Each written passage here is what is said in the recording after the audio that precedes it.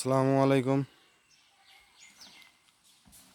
এই হলো আমার একটা সিঁড়ি ঘাট করলাম আমরা অনেক প্রায় 508 ফিট আর লম্বা হলো 30 ফিট লম্বা আর 20 ধাপ আছে। তো কেমন হলো সবাই একটু জানাবেন।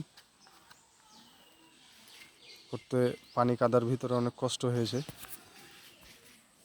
মানে প্রচুর পানি, এই যে পানি জমে রয়েছে, পানির ভিতর থেকে কাজ উঠাইতে হয়েছে। এই যে মেশিন লাগানো আছে, প্রতিদিন ছিঁচা পানি দিয়ে কাজ করা লাগে। কষ্ট হয়েছে লোকজনের অনেক,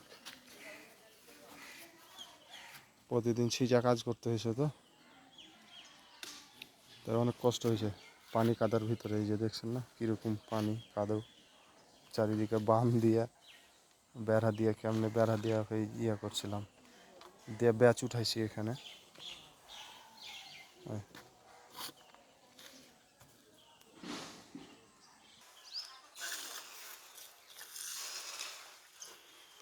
দুই দিনে ঢালাই দিয়েছি, ওইটাকার মধ্যকার একটা ধাপ মনে হয়েছে কি যে কি পোঙাইছে সাদা আছে, ওই যখন একটু পানি কাঞ্জি দেয় সাদা ই করে দিতে হতো। দুদিনের ঢালাই তো।